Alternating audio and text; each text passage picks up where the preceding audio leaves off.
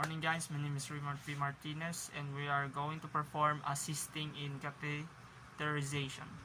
So definition of catheterization, it is assisting in the introduction of catheter into the bladder through the urethra for relief of urinary retention or for emptying the bladder completely.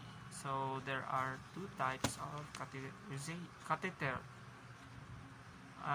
There are three types: the straight catheter, the Folley catheter, and the cold catheter. The straight catheter has a single lumen with a small opening about 1/2 inch from the tip.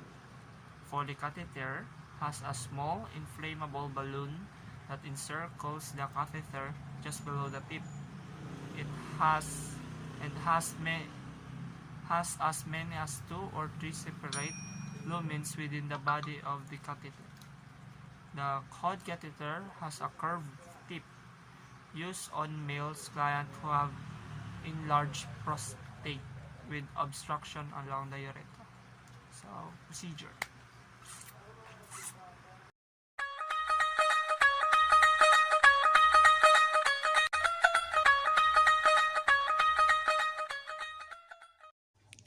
Preparation of equipment. Obtain the treatment card from the nurse and check with the doctor's orders.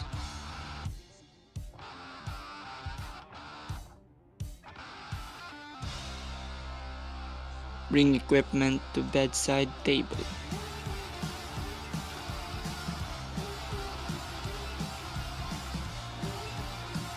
And check for lightning source.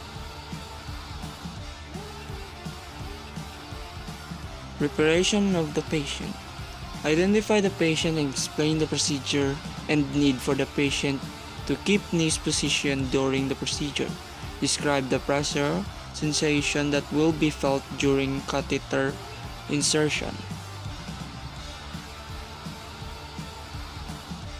Screen the patient to provide privacy.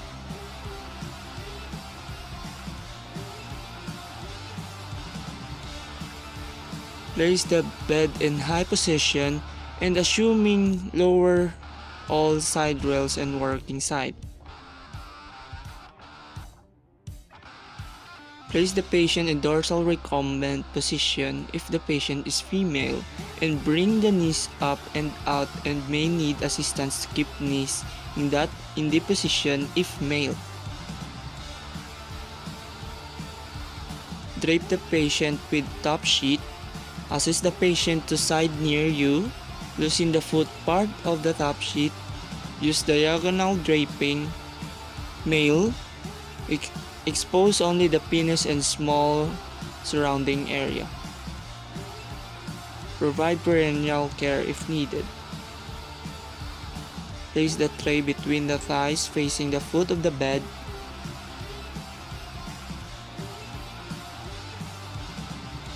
Adjust drop light. Flashlight may be used.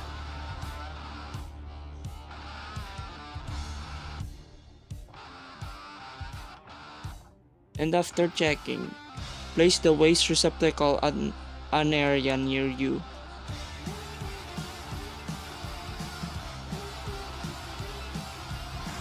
Open sterile pack. Grasp its corners and open it with care, touching only the underside and edges.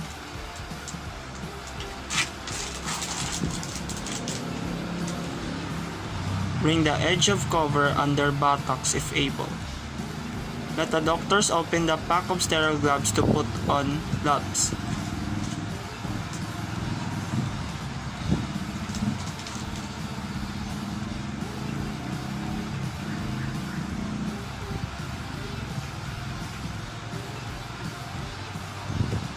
Observe sterile technique in offering the pack of towel with a hole for draping. Place adequate amount of lubricant over the non-dominant hand after the doctor cleans the urinary meninges.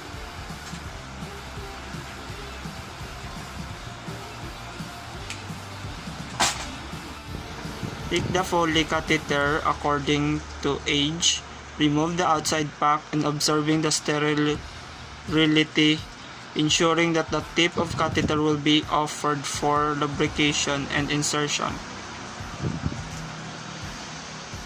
Instruct the patient to breathe truly to the mouth while doctor inserts the catheter to the urinary meatus.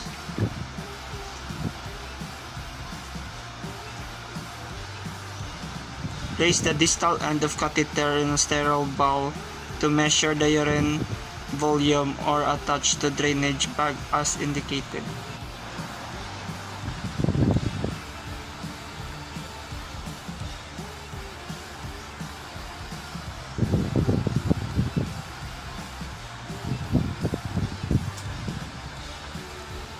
Place the sa bowl may ang distal end.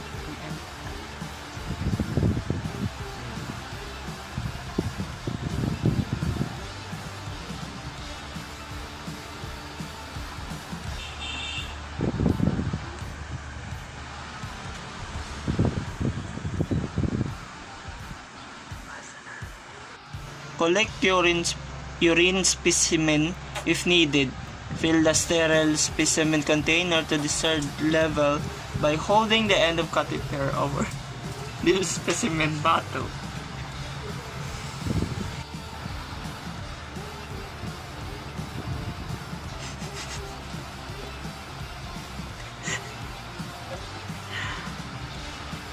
Good. Paano? Tanang-tanawan eh.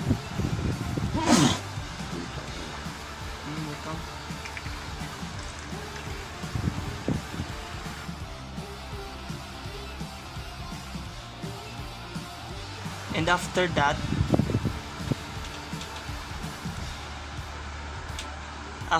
the doctor removed the straight single-use catheter slowly and removed the drape.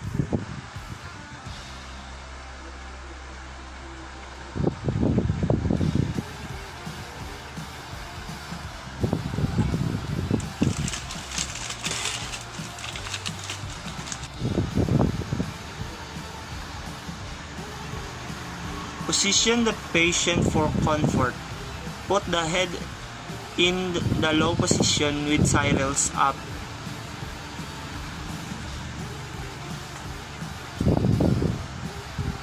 Discard the equipment in the utility room and wash hands thoroughly.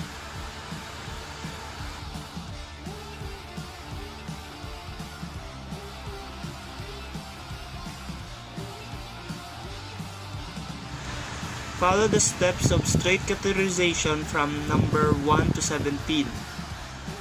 Offer 10 cc of syringe filled with distilled water to a doctor to inflation of balloon.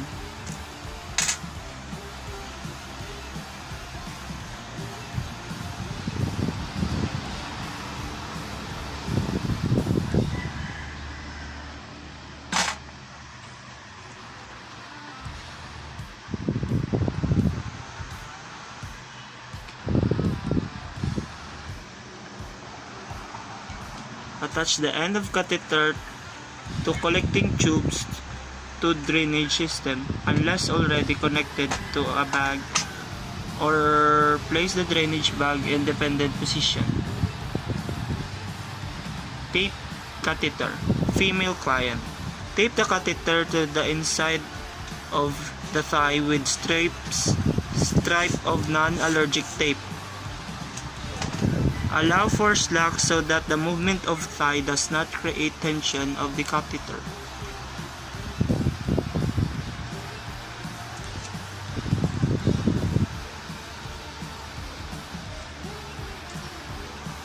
Be sure that there are no obstruction or kinks in the tubing. Place the excess coil of tubing on bed and fasten it in the bottom sheet with clip from the drainage system, or with rubber band or end safety pin. Assist the client to a comfortable position. Assist the client to a comfortable position.